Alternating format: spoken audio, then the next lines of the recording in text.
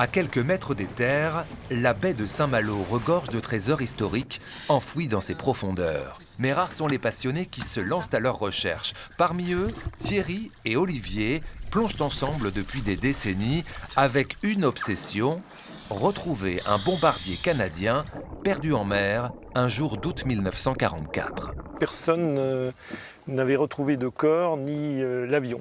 Et donc, nous, on s'est fixé comme but de retrouver cet avion. Bon, ça a mis 20 ans, parce que on n'y était pas tout le temps, on travaille également. Et puis bon, il y a quelquefois des baisses d'intensité dans la recherche, de motivation. Donc voilà. Mais c'était un Graal. De temps en temps, on allait chercher et puis on a fini par trouver. À un peu plus de 15 mètres de profondeur, c'est d'abord cette aile que nos plongeurs retrouvent. Puis d'autres éléments quelques jours plus tard, avant d'identifier les moteurs de l'appareil. Déjà, on ne pensait pas retrouver les moteurs aussi proches les uns des autres parce qu'on pensait que ça avait été dragué, chaluté, ce qui arrive souvent que les bouts d'épave soient déplacés.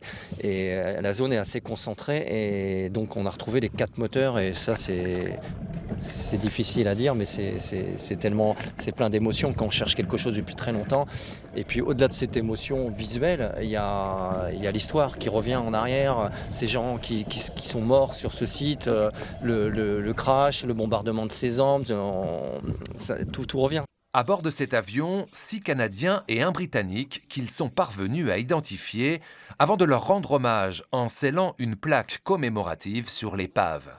C'est important de leur rendre hommage. C'est une tombe en fait, et donc c'est leur tombe au fond.